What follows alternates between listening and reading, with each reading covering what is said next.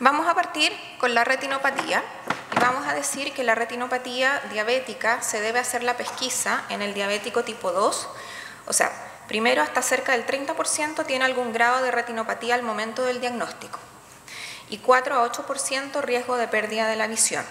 Y como hay un 39% que tiene en el fondo retinopatía al diagnóstico, en el diabético tipo 2 uno tiene que hacer la pesquisa al momento del diagnóstico.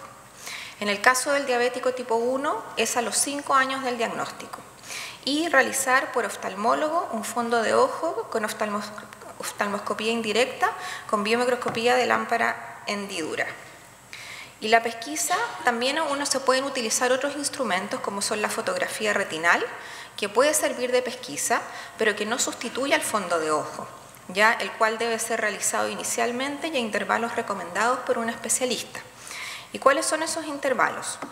Acá tenemos lo que nos dice la Asociación Americana de Diabetes en su actualización del año 2016, en que si no hay evidencia de retinopatía en uno o más exámenes, puede ser considerado realizar el fondo de ojo cada 2 años, no anualmente.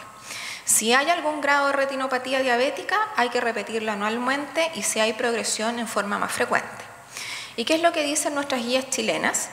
Es que al momento del diagnóstico en el diabético tipo 2 uno tiene que hacer un fondo de ojo y luego al menos cada 2 años. ¿Y cuándo se considera que uno debe hacerlo anualmente? En aquellos pacientes que, si bien es cierto, aún no presentan signos de retinopatía, tienen factores de alto riesgo y que si uno se fija, diabetes de larga data, mal control metabólico, obeso, hipertenso y dislipidémico, al final vendrían siendo casi todos. La clasificación existen 4 grados que van desde la retinopatía diabética no proliferativa leve hasta la retinopatía diabética no proliferativa muy severa. Y existe también la retinopatía diabética proliferativa, en la cual yo lo que quiero destacar acá es que en aquellos pacientes que tienen retinopatía diabética proliferativa, las causas de pérdida de la visión fundamentales son las que aquí están enumeradas: las hemorragias, el glaucoma, el desprendimiento de retina y el edema de mácula. De todas estas causas, la principal causa de pérdida de visión en los diabéticos tipo 2 es el edema de mácula. Es el edema de mácula. No es la hemorragia vítrea ni el glaucoma, sino que es el edema de mácula. ¿Qué pasa con la enfermedad renal por diabetes? Ahora se tiende a hablar ya no tanto de nefropatía diabética, sino que de enfermedad renal por diabetes. Esa es la nueva nomenclatura. Y se sabe que hay un 20 a un 40% de los pacientes con diabetes que van a presentar esta enfermedad renal. Es la causa líder de enfermedad renal crónica terminal y un 40% de los pacientes que están en diálisis tienen enfermedad renal por diabetes. Estadísticas chilenas: en Chile el 35% de los dializados corresponden a enfermedad renal por diabetes y de esos el 90% corresponde a diabéticos tipo 2. La pesquisa se debe hacer con albúmina urinaria y creatininuria urinaria y estimar la tasa de filtración glomerular. En el caso del diabético tipo 1, cuando lleve ya 5 años de diagnóstico, y en el caso del diabético tipo 2, al momento del diagnóstico. Recordar que debe ser con albuminuria, creatininuria en orina y además estimar tasa de filtración glomerular. La relación albuminuria-creatininuria debe hacerse en una muestra aislada. Ya nosotros no solicitamos muestra de 24 horas porque se ha visto que adiciona poco a la detección o a la precisión del resultado. Y medir albuminuria en forma aislada, sin creatininuria, es más susceptible de falsos positivos y falsos negativos debido a que hay cambios en la concentración urinaria por la hidratación. Ahora, los conceptos que habitualmente se manejaban de microalbuminuria y de macroalbuminuria, la verdad es que ya están dejándose de lado, porque ahora la nueva nomenclatura habla de albuminuria leve, moderada, severa, dando a entender que la albuminuria es un concepto que es un continuo. Y esta es la nueva nomenclatura. Se habla de albuminuria normal cuando los valores son menores a 10 miligramos por gramo en adultos. Se dice que está ligeramente elevada cuando tenemos entre 10 a 29. La albuminuria moderada, que es lo que nosotros conocemos como microalbuminuria, es la que está entre 30 a 300 miligramos por gramo de creatinina, y la albuminuria severa es lo que nosotros conocíamos como macroalbuminuria. Ahora, ¿por qué se estableció este punto de corte de 10 para decir que de ahí en adelante se habla de albuminuria elevada? Es porque estudios poblacionales mostraron que cuando se evaluaban las causas de mortalidad, ya sea todas las causas o las causas de mortalidad cardiovascular en relación al valor de la albuminuria, ustedes se fijan que cuando tenían albuminuria de 10, el riesgo comenzaba a aumentar. Por eso es que se estableció ese punto de corte. Ahora, según las guías del Ministerio, la podemos clasificar ya sea nombrándolas como microalbuminuria normal o ligeramente elevada, como moderada o severa, o si no, según categorías, A1, A2 y A3. Y una cosa importante es que debido a la alta variabilidad que tiene la excreción de albúmina urinaria, se requieren 2 de 3 muestras recolectadas durante un periodo de 3 a 6 meses que estén anormales para considerar que el paciente tiene albuminuria. Una sola muestra no me va a hacer el diagnóstico, sino que hay que repetir el examen.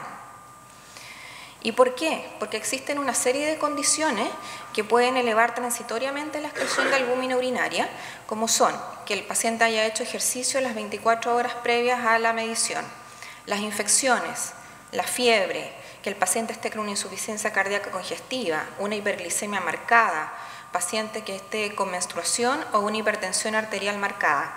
Por eso, por ejemplo, cuando los pacientes se hospitalizan por una diabetes descompensada o están con una insuficiencia cardíaca descompensada, no es el mejor momento como para hacer pesquisa de compromiso renal por diabetes, porque obviamente nos puede salir alterada el valor de la albúmina urinaria.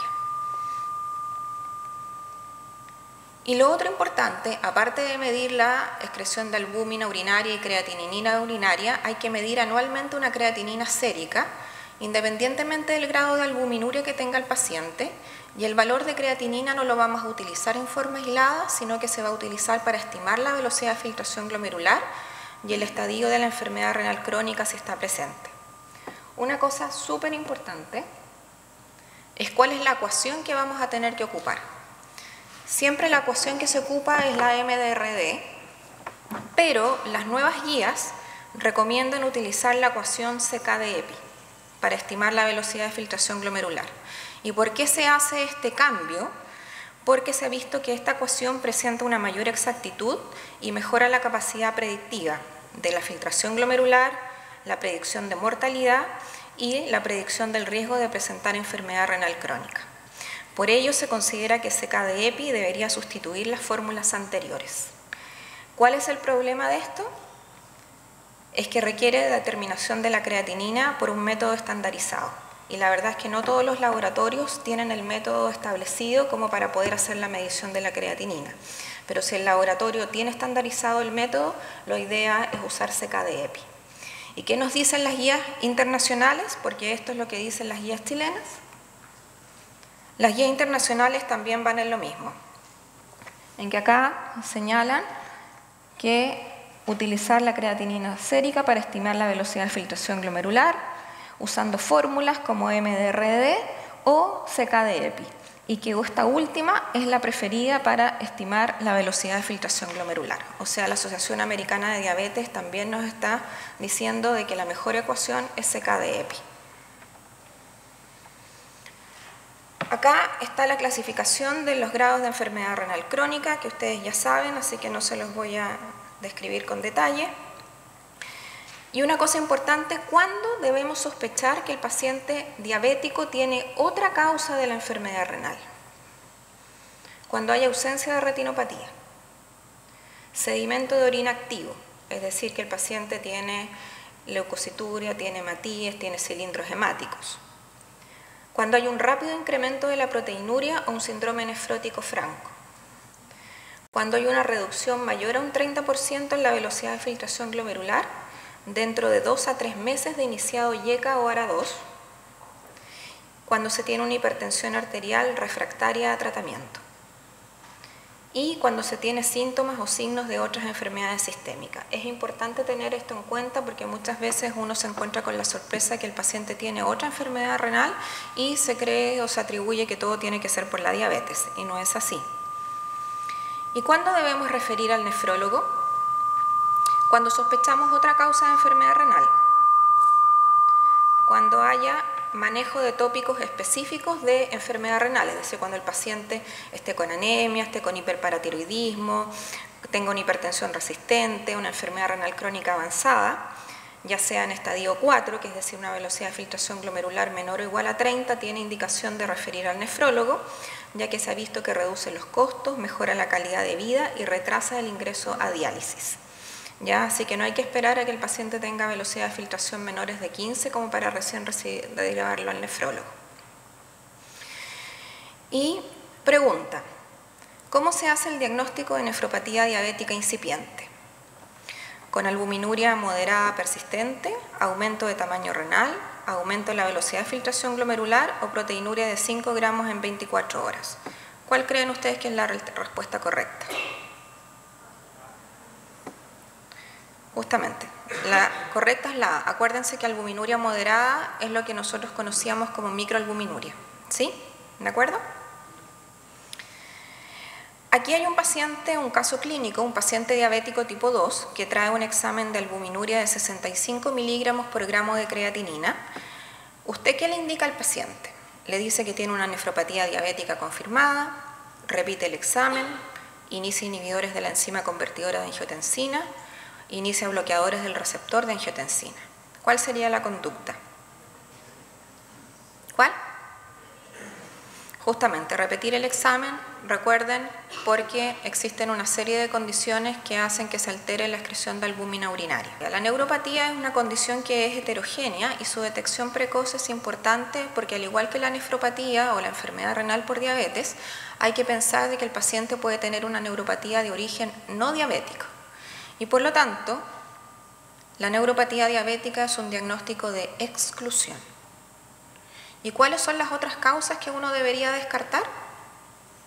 Deficiencia de vitamina B12 o folatos, hipotiroidismo, fármacos neurotóxicos, quimioterapia, metales pesados, abuso de alcohol, enfermedad renal, vasculitis, neoplasias como mielomas, un cáncer broncogénico, infecciones como el VIH y neuropatías hereditarias desmielinizantes inflamatorias crónicas. ¿Ya? Ahora, ¿cómo las podemos clasificar? Existen múltiples sistemas de clasificación de las neuropatías, pero yo acá elegí en que las divide en las neuropatías diabéticas simétricas y las neuropatías diabéticas focales. Dentro de las simétricas está la que es lejos la más frecuente y la más conocida, que es la neuropatía sensitivo-motora, y dentro de las lesiones, las neuropatías focales, se encuentra la lesión de pares craneanos, radiculares proximales, focales superiores y amiotrofia diabética, que ya vamos a ver de qué se trata.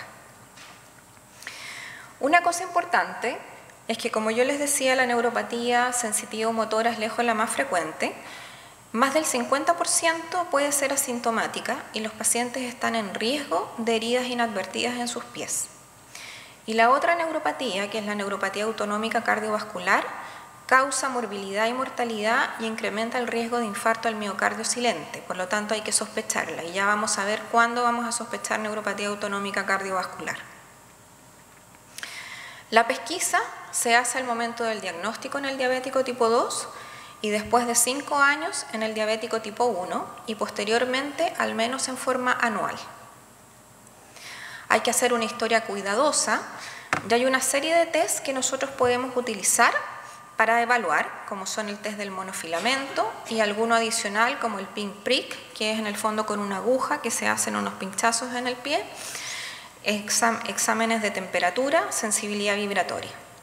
Y en el caso de los síntomas y signos de neuropatía autonómica, deben ser evaluados en pacientes que tienen complicaciones microvasculares, ya sea retinopatía, enfermedad renal, y si presenta otras neuropatías.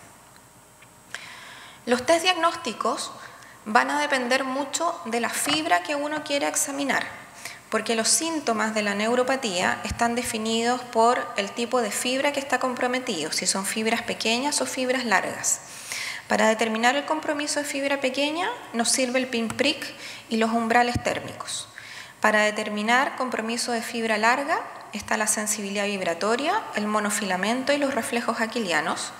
Y para evaluar la pérdida de la sensación protectora, que es muy importante evaluar en lo que es el pie diabético, lo que nos sirve es el monofilamento. ¿Qué preguntas uno debería hacerle al paciente que sean así sencillas y que a uno lo puedan orientar a que el paciente puede tener neuropatía? Uno, ¿qué sensación siente? ¿Dónde se localizan los síntomas? Si esto lo despierta en la noche o no. ¿En qué momento los presenta y qué alivia los síntomas? ¿Y por qué es importante? Porque una de las características fundamentales de la neuropatía, del compromiso sensitivo motor distal, es que los síntomas aumentan por la noche y mejoran con la actividad física durante el día. Entonces esto es el típico paciente que se queja en la noche de que tiene la planta de los pies que le arde, que tiene que sacarlos de la cama o que los tiene que apoyar en el piso para poder sentir alivio. Eso es un síntoma de neuropatía. Y para eso solamente anamnesis. Acá tenemos el examen del monofilamento, que ustedes deben saber cómo se ocupa, en que aquí están anotados los 4 puntos que se deberían examinar, que es el pulpejo del primer dedo, la cabeza del primero, del tercero y del quinto metatarsiano, y que se ha visto que estos puntos logran identificar el 90% de los pacientes, ya que presentan algún tipo de alteración en su pérdida de sensibilidad protectora. Este es el diapasón, que es el instrumento utilizado para evaluar la sensibilidad vibratoria, en la cual el instrumento se coloca a nivel de la articulación interfalángica distal, y lo que uno hace es vibrar el instrumento y le pide al paciente de que avise cuándo lo deja de sentir de vibrar. Y no debe haber una diferencia mayor a 10 segundos desde que el paciente la deja de sentir hasta que uno la deja de sentir. Uno es el control, ¿ya? Ahora, ¿qué pasa con la búsqueda de los reflejos, que es otro de los instrumentos a evaluar? Se ha visto de que es un buen instrumento, pero hay que considerar que en nuestra población de diabéticos hay una población importante que son de adultos mayores, y en los adultos mayores hay una disminución fisiológica del reflejo aquiliano, por lo tanto puede haber problemas de interpretación. Y acá está yo lo que les comentaba de lo que es el compromiso de según si son fibras pequeñas o fibras largas.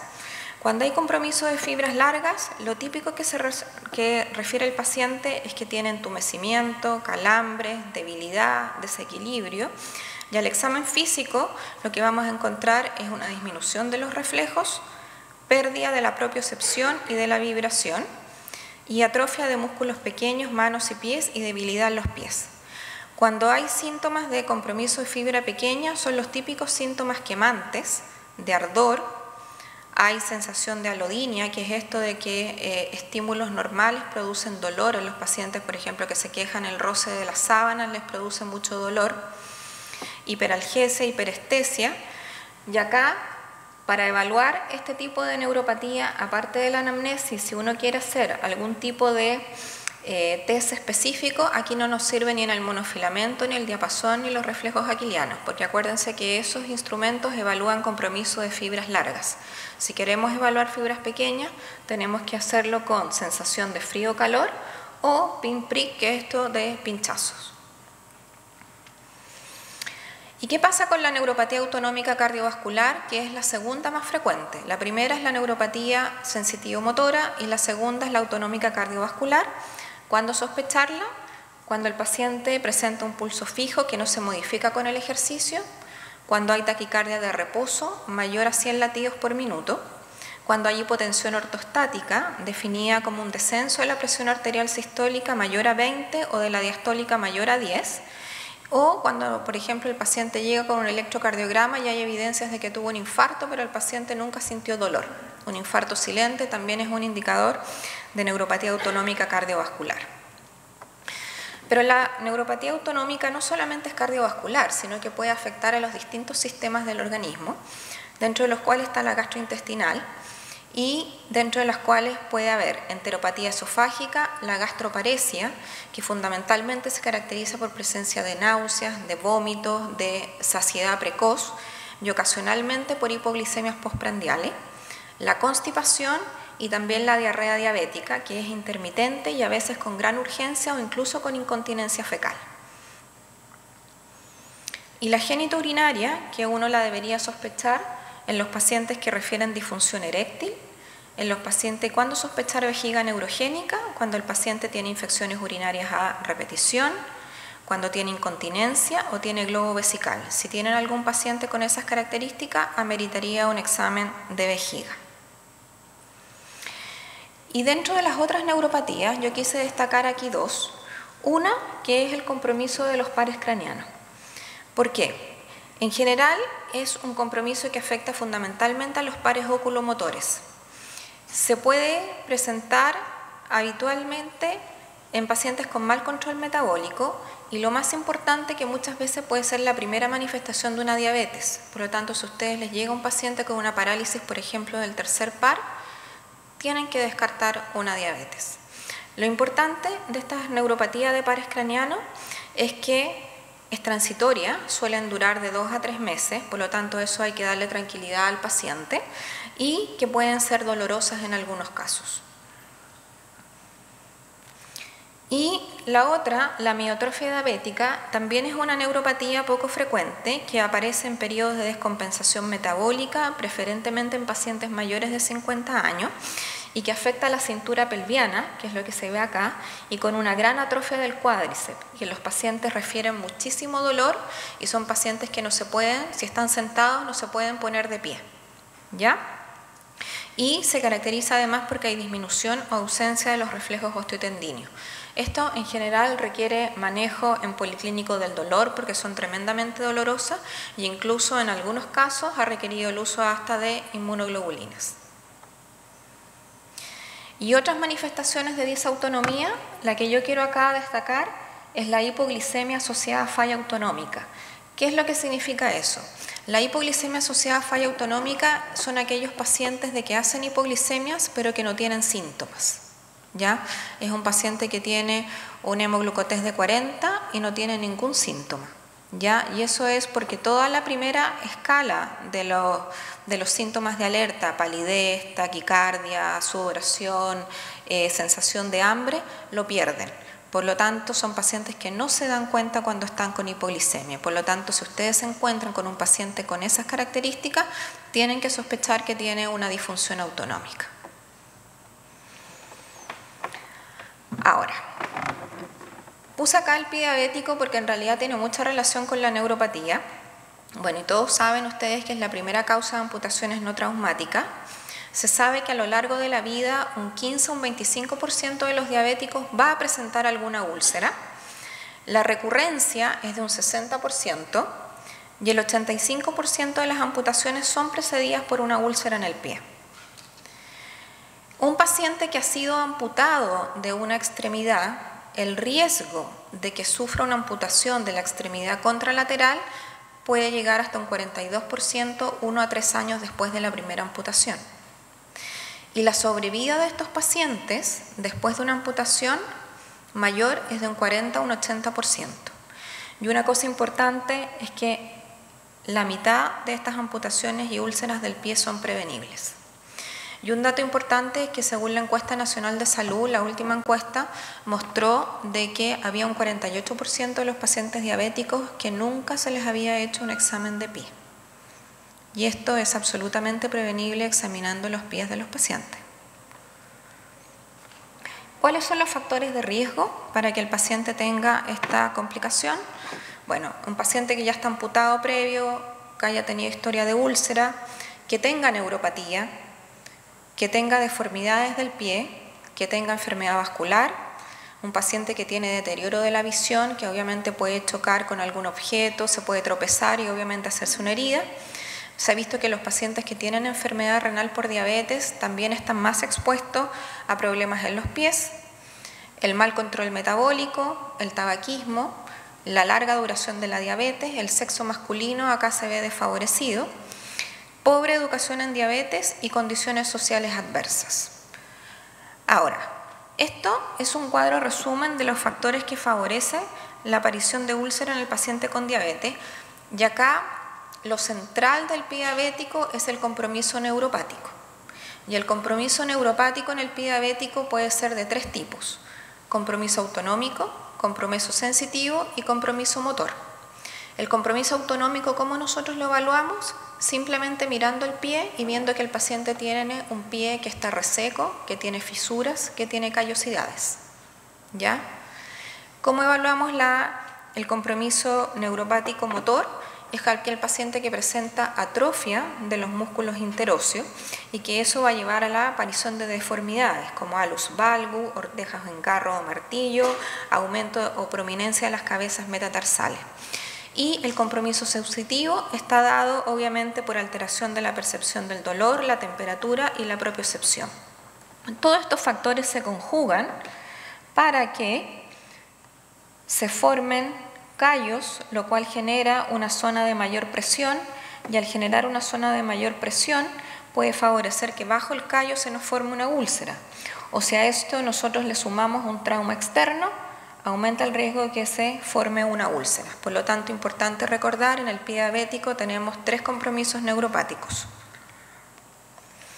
Y esta es la escala de evaluación que hace la orientación técnica del MinSal en pie diabético del 2013, en la cual se basa en hacer un par de preguntas y de acuerdo a lo que se conteste se evalúa el paciente en categorías, que va desde el riesgo bajo, moderado, alto a máximo, y según eso se determina la conducta a seguir, si el paciente continúa controles en atención primaria o tiene que ser derivado a la atención secundaria.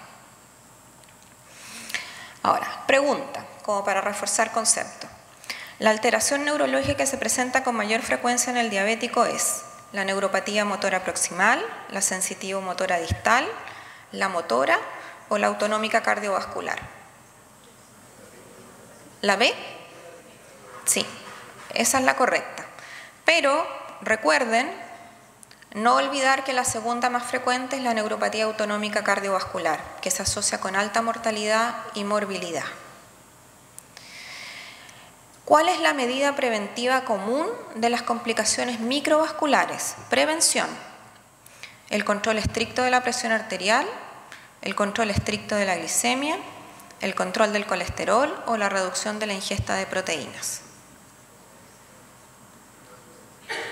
¿Cuál sería? ¿El control de?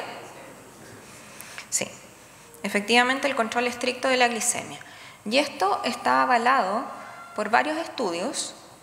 Este es un estudio que se hizo en pacientes diabéticos tipo 1 y en la cual se vio que el control estricto de la glicemia en prevención primaria, es decir, evitar de que aparecieran complicaciones, lograba disminuir el riesgo de retinopatía un 76%, el riesgo de excreción de albúmina urinaria en un 34-44% y de neuropatía clínica a los 5 años del diagnóstico en un 69%. O sea, así de importante es optimizar el control metabólico. ¿Y qué pasa en los diabéticos tipo 2? En los diabéticos tipo 2 se ha visto que por cada 1% que se logra reducir la hemoglobina glicosilada, logramos disminuir en 37% el riesgo de aparición de complicaciones microvasculares. Por lo tanto, si ustedes tienen un paciente con una hemoglobina glicosilada de 10 y les bajó a 8, sigue estando mal, pero obviamente algún impacto le estamos dando al disminuir el riesgo de aparición de complicaciones microvasculares. ¿Y qué pasa también con lo macrovascular? Con lo macrovascular se vio que por cada 1% que se reducía la hemoglobina glicosilada, disminuíamos en un 14% el riesgo de infarto al miocardio y disminuíamos en un 12% el stroke fatal o no fatal, aunque en este caso no alcanzó diferencia estadísticamente significativa. Y quiero recalcar lo que pasa con la enfermedad vascular periférica, que por cada 1% de reducción de la hemoglobina glicosilada logramos disminuir el riesgo de enfermedad vascular periférica en un 43%. Así de importante es el control. Y esto nos va a dar el link para hablar de las complicaciones macrovasculares. que es la primera causa de mortalidad en diabéticos. 80% de las causas son por infarto y por accidente cerebrovascular. Es 2 a 5 veces mayor la morbimortalidad en esta población y el 20% presenta una isquemia silente. El mecanismo central aquí es la aterosclerosis y que las características fundamentales es que es más rápida, es progresiva, extensa, a mayor número de vasos y segmentos comprometidos y que comenzaría en etapas de intolerancia a la glucosa. Por eso el compromiso aterosclerótico en el paciente diabético es un compromiso que es precoz. En el caso de la enfermedad coronaria, da cuenta del 40 a 50% de la mortalidad en los pacientes con diabetes. Después del primer infarto, el 50% de los diabéticos van a fallecer durante el primer año. Y la diabetes se ha visto que duplica el riesgo de enfermedad coronaria en el hombre y lo cuadruplica en la mujer premenopáusica. Siempre se ha dicho que la diabetes es un equivalente coronario, es decir, que un paciente diabético que no se ha infartado es igual que un paciente no diabético que sí ya ha tenido un infarto. Y eso lo demuestra este estudio de Hafner del año 1998, que en el fondo fue el que puso en la palestra el concepto de la diabetes como un equivalente coronario. Pero la verdad que esto es algo bastante discutido, porque análisis posteriores, este es un metaanálisis en el cual se trata de evaluar si la diabetes efectivamente es un equivalente de riesgo coronario, mostró que la gran mayoría de los estudios no apoyaban esa hipótesis. Por lo tanto, si bien es cierto, podemos decir que no sería completamente un equivalente del riesgo coronario, sí está catalogado como un factor de riesgo cardiovascular alto por el riesgo a lo largo de la vida asociado, el beneficio que otorga el tratamiento para evitar eventos ateroscleróticos y por eso a nivel internacional se ha optado por clasificarlas como de alto riesgo cardiovascular, que ya vamos a ver más adelante. En suma, los diabéticos tienen mayor probabilidad de sufrir un infarto. Al momento del diagnóstico, la enfermedad coronaria es mucho más extensa, tienen menos posibilidades de revascularización y mayor probabilidad de morir que los pacientes no diabéticos. Ahora, ¿cuándo hacer pesquisa de enfermedad coronaria en un paciente diabético? En aquellos pacientes que son asintomáticos no está recomendado. ¿A quiénes sí?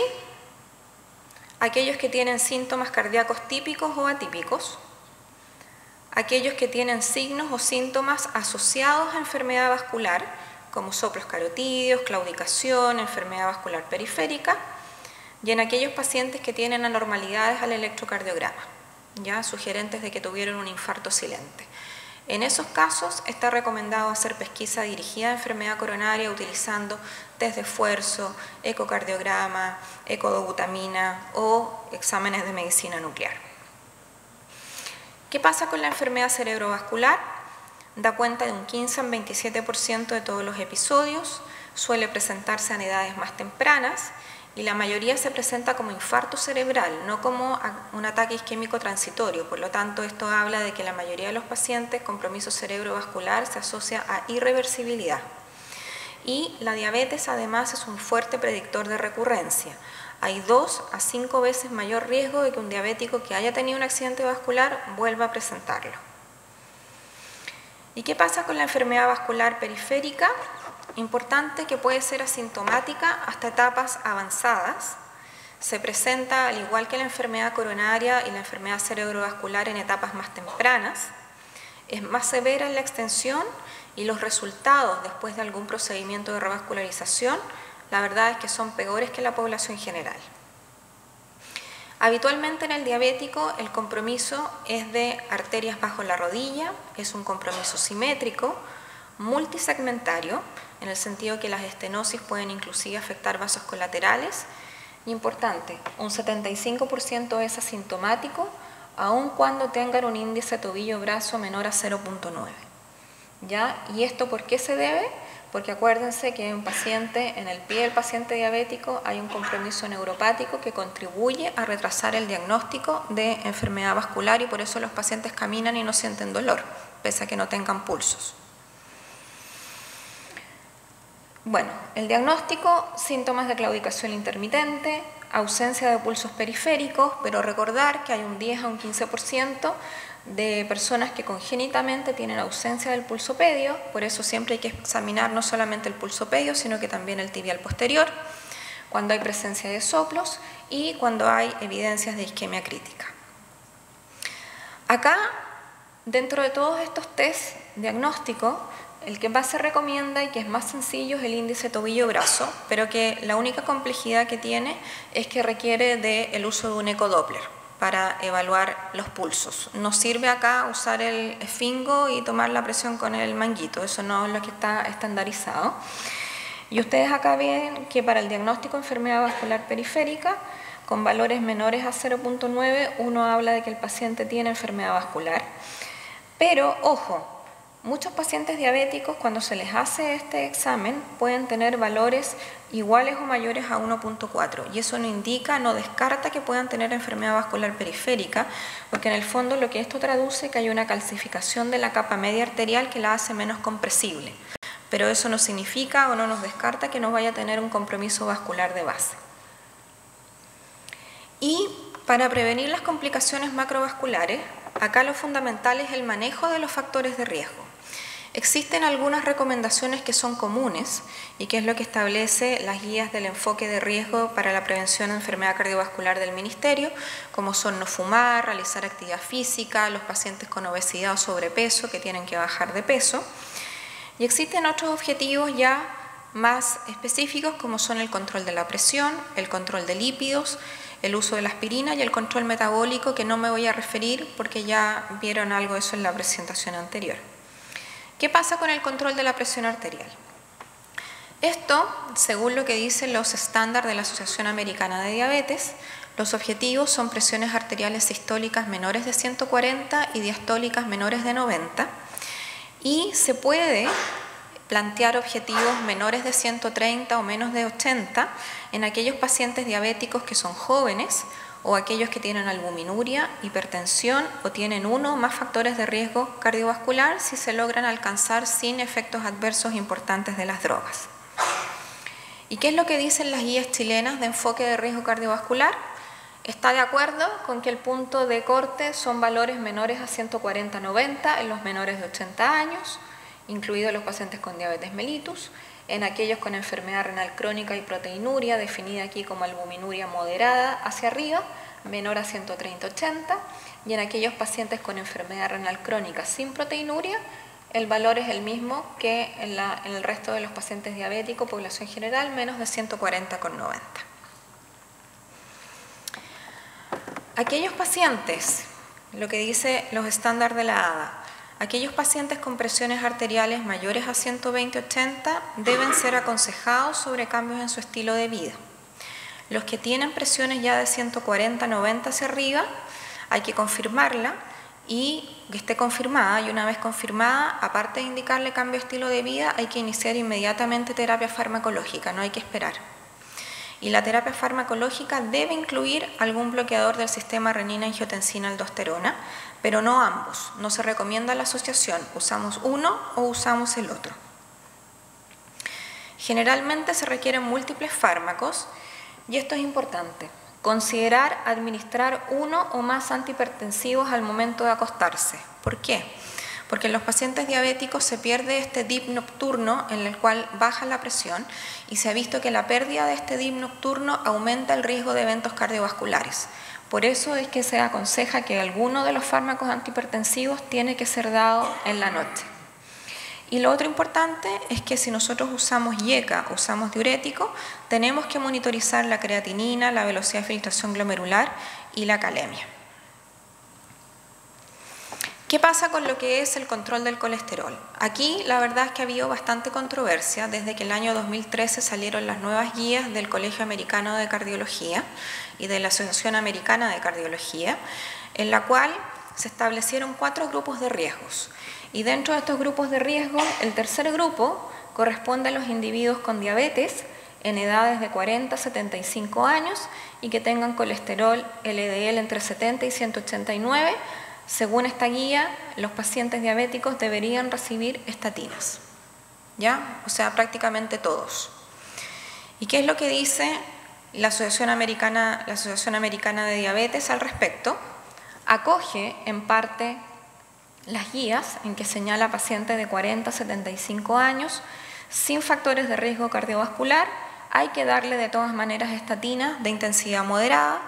En aquellos pacientes que sí tienen riesgo cardiovascular o ya han tenido eventos cardiovasculares, hay que darles estatinas de intensidad alta. ¿Y qué pasa con las edades extremas? Porque la verdad es que en estas guías del 2013 no se habla de los pacientes menores de 40 años ni de los pacientes mayores de 75 años. Pero en estas guías sí lo abordan. Y lo que ellos recomiendan es que si tenemos un paciente diabético menor de 40 años que no tiene ningún factor de riesgo cardiovascular, no le inicie estatinas. Si el paciente es menor de 40 años y tiene factores de riesgo cardiovascular, hay que partir estatinas ya sea de intensidad moderada o alta. Y en los que ya tienen obviamente enfermedad cardiovascular y como prevención secundaria tienen que estar con estatinas. ¿Y qué pasa con los mayores de 75 años? Dice que sí hay que darles, pero fundamentalmente en dosis moderadas.